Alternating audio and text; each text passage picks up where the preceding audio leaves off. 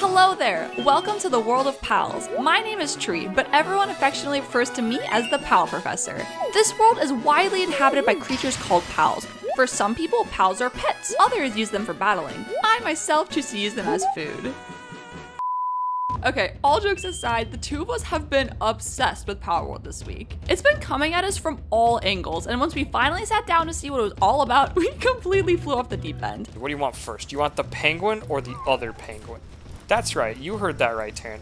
I don't just have one penguin, right? I have two penguins, because look what came out of the egg. Wow! Look at him go! Look at him go! He's a penguin. He is a king among penguins, Taryn. I haven't been this invested in a game in I don't know how long. The ratio of sleep to Palworld has been dangerously low the past few days, and if I didn't know better, I think our friends might start getting concerned. That would be if they weren't busy playing too. Should I still beat this chicken even though I don't have balls? You can if you want. Just for practice. Alright, here, look at me. Wait. Whoa! Okay, what's the capture rate? 0.05% chance. Oh, that's better than 0? Okay. Keep crawling without me. No! We've all just become a sweaty mess at this point, for better or for worse. Truth be told, I don't even know what the two of us are doing in this game anymore. But last time I checked, it was to be the very best, like no pal ever was.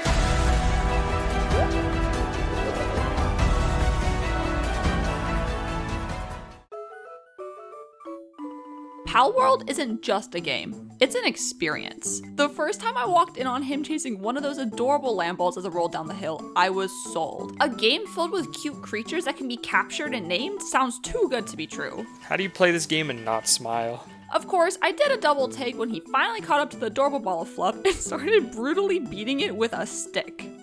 Wait, why are you bumping it? As it turns out, weakening pals is the best way to capture them. Although, without a pal of your own, you've got to dish out damage the old-fashioned way and do it by hand. Come on, I just want to be your friend. At first, I felt bad hitting them myself and wished I could just rely on my pals to do the ugly deed. But then I realized I was just forcing them to do my dirty work. I'm sorry. This is a love tap, okay? I'm doing this for your own good. Oh, I didn't like that. You swung too hard. Wait, did I kill it? It's still rolling. Nowadays, I prefer to knock things out with my own two hands because she who passes the sentence ought to swing the sword. In a universe where monsters are forced to beat one another into submission, I'd argue my hands aren't clean either way. If such a universe did exist, I'd ask who the real monsters are anyways. God damn it. What's wrong? Cookie just made everything kind of tough. I was trying... Oh god, okay, can you come get me? Okay, one sec. I wasn't even trying to catch that deer or engage. I was just trying to catch the damn fox. There was so much unnecessary bloodshed. Discovering a brand new world for the first time is something that Palworld captures perfectly. It seems like around every corner there's something fresh to see or do, and nothing makes us go nuts like finding a new pal. But the beauty of this game is it seems like every little thing we do rewards us. Even just running from point A to point B and accidentally knocking over a pal rewards experience and makes us glow. Like, I thought I was excited, but I've never seen him this giddy over a game before.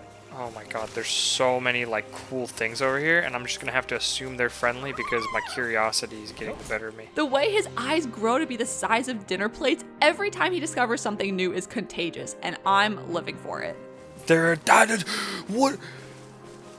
That looks so cool too. Okay, let's go. We have a new goal. The only real problem with there being so much to see and do is that the two of us never stick together. We'd usually roam separately, but at least our pals are there to keep us company. Obviously, it's nice because we cover a lot more ground that way, but at the same time, when one of us goes down, it becomes all the more difficult for the other to pick them back up. Many a time, one of us would overcommit on a fight and then cause the other to drop everything for the most intense 90-second sprint of their lives. Oh shit, I'm down. Oh, where are you? Let me come help you. Where? I'm like right by there's like a church. Oh, okay, it's gonna be close. Oh no. This is the sprint of your life. I'm trying everything I can. I know. 6 seconds. Oh no. No! Oh! No! Ironically, once the other half of the power couple was back on their feet, we'd usually be able to take out whatever knocked us down in the first place. Although, that does beg the question, why don't we just ask for help to begin with? Clearly we have better footing when we work together, but alas, just as soon as the threat is eliminated, I turn around and he's already gone. We really ought to take a page out of the PAL deck and try traveling in a pack. Okay, I'm down. I need you to pick me up. Okay. Oh, yeah, careful. It's just checking you out. Look out, run. Shit. Damn it. We had that, too. I know. We had that. That thing looks cool. With all that said, probably the main incentive for me to ditch him and go off on my own is how leveling works. A majority of the experience to be gained comes from capturing pals, and he throws balls at practically anything that looks at him funny.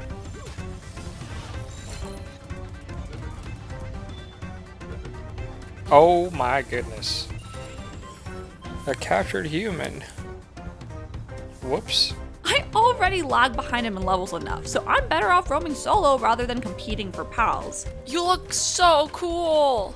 Hell yeah. Okay, so let's talk. What level are you right now? I'm 8. I am 15. Nice, okay.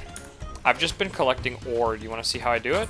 It's nice that he blazes a trail through the tech tree for the both of us though, as I hardly have to unlock anything since he's done most of the legwork. He tends to prioritize the weapons and armor upgrades though, so I usually like to unlock the furniture and decorations. We aren't here to survive, we're here to live. That's right. Thank you, Taryn. Playing with the group is nice, because everyone can just surgically target different upgrades and then just queue them up for the rest of the group. There's more than enough tech points to go around, but it makes me a lot less stressed about spending them knowing he's got the most important ones figured out already. The penguins can have a rocket launcher. I have that unlocked. You do? It's not a, it's a penguin. You launch the penguin. You launched the penguin? Yep. It's like Prinny's self-sacrifice. It is. It's just like Prinny's, which I think is hilarious. Here I go, dude! As it turns out, the reason he seems like he's always in 3 different places at once is because of fast traveling. For the longest time, I didn't even know it was a thing we could do, and just figured activating the different waypoints around the map served some greater purpose. I just assumed he was everywhere all at once at all times and rolled with it. In hindsight, it seems pretty obvious, but I didn't really mind taking the scenic route because riding my alpaca all over the place is basically a game in and of itself. Let's go. Cookie. That was insane.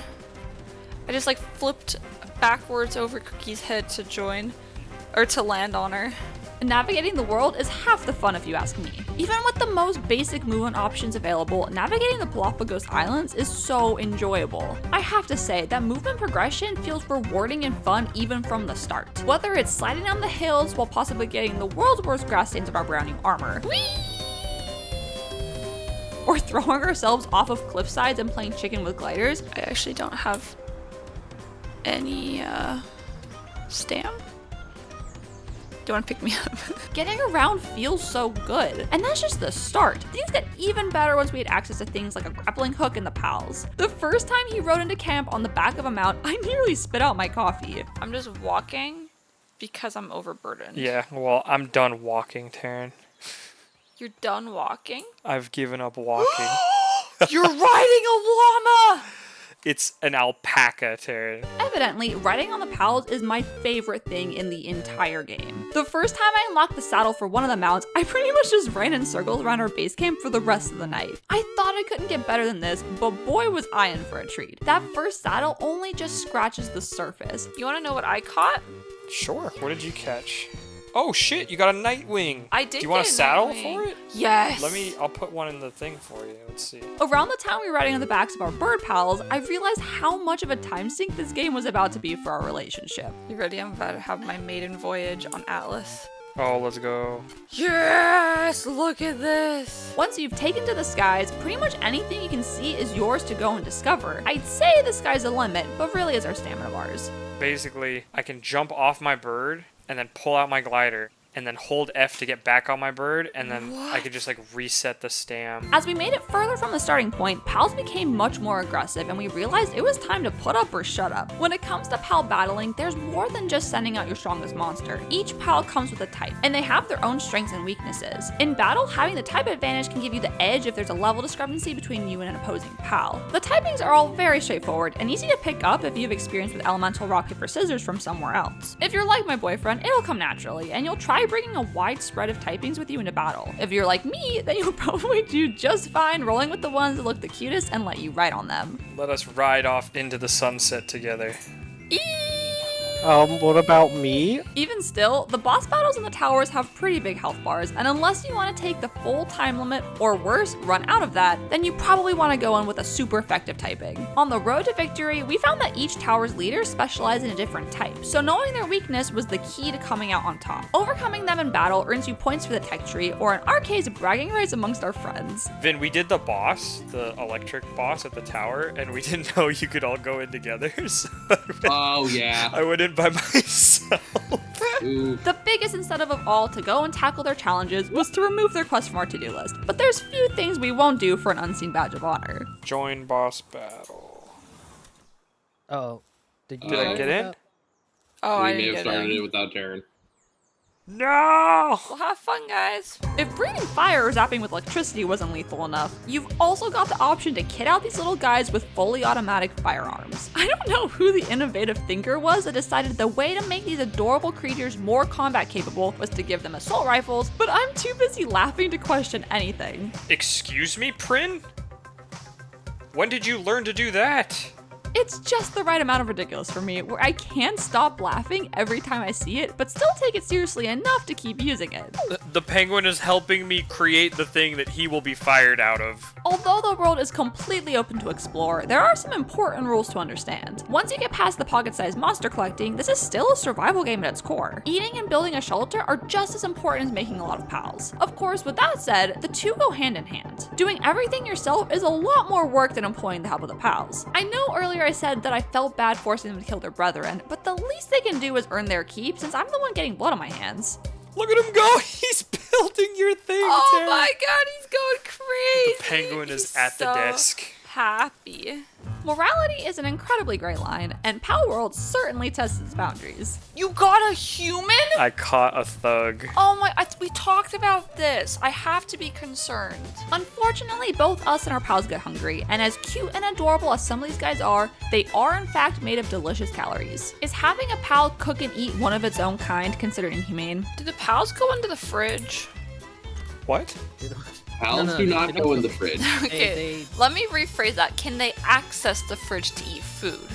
Okay, that's a I very don't different question than what you know. asked, Tara. The jury's still out on that one, but in the meantime, I'm getting hungry, so I'll eat it if they won't. Growing crops is our main source of food most of the time, but I'm not about to waste perfectly good meat just because I used to be pals with it. Apparently, we don't die from hunger yet. I just got down to 1 HP. In terms of our home shelter, I find myself wondering if I'm running the base or letting the base run me. I tend to let the big decision making fall on his shoulders and instead help assemble whatever happens to be queued up on the crafting table at any given time. He's always had a knack for delegating, and the pals look to him like a leader. He's a pretty fair manager and makes sure the little guys have access to amenities and get breaks. Oh my god, he's using the hot tub. Wait, I gotta see it. I gotta see it. Oh my god. Okay. He doesn't even. Oh my god. Oh, he's just.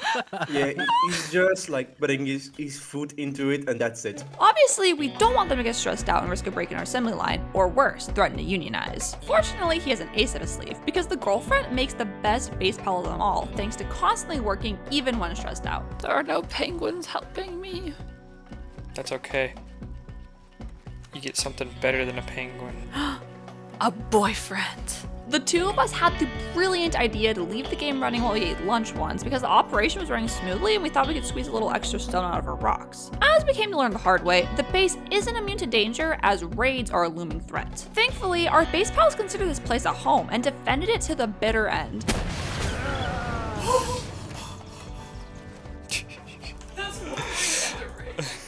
Luckily, they held them off long enough for the two of us to realize what was going on and come to their aid. Among the casualties of our first raid were some knocked out base pals as well as a slightly burned lunch. If you ask me though, I think we got off easy as we've heard horror stories of entire bases being leveled by those goddamn kamikaze birds. Oh shit. Oh shit, I died. Me too. Uh-oh. The main thing that keeps us enthralled by this game is discovering new things. It seems like we always stumble upon a breadcrumb trail of goodies, such as effigies, chests, and traders to lead us into uncharted territory. Temperature is the main force that drives us away from the tougher areas, but different clothes and armors can be used to increase your tolerance to the heat or cold. Amusingly, even when the two of us are freezing to death, we can't help but push our luck in the more dangerous areas. It doesn't help that the areas look so cool, and curiosity is what tends to lure us far from home. The stronger pals are all hiding out there, and some of them look really, really cool. Even if we aren't high enough level to make good use of them, it's the thrill of the hunt that makes pursuing these legends addictive. One shake is encouraging. Oh, yeah. This could be it. She got him! Let's go. Way to go, Taryn. There's just something so tantalizing about trying to catch things that we have no business capturing. They knew damn well what they were doing when they put a bunch of high-level passive pals in the starting zone. They're practically waiting for players like us to come and poke them with the stick. Leave it to us to go out of our way to try and capture something 10 levels higher just to say that we did it. I thought I was bad, but he's way worse. All it has to do is say that there's a non-zero chance, and he's already committed to throwing every sphere in his pocket until by some miracle the ball stays shut. Oh, we got it. What the Hell Zephyr? Hell Zephyr? Hell Zephyr, that's amazing. My team is so beat up. I need to come home. That felt like a boss fight and a half just now. I am way too low level to be fighting shit like that, but God, it was fun. It was exhilarating, Taryn. Oh my god, it sounds Each like ball it. had like, I don't even know what the percent chance was, but it wasn't above 10, I'll tell you that. Like, Oh it was like, God. I was like, is this even doing anything? I'd call it a waste of resources since I'm the one crafting all those balls for him at base. But then again, it's worth every piece of wood and stone when he comes running back home with some insane catch. What in the world is that? It's bitchin'. The fact that we've played the intro of this game 5 times at this point and can't get enough should tell you all you need to know about where we stand. You'd think you could only capture so many monsters in tiny spherical pocket dimensions before you get bored, but a little voice in our head keeps telling us we've got to catch them all.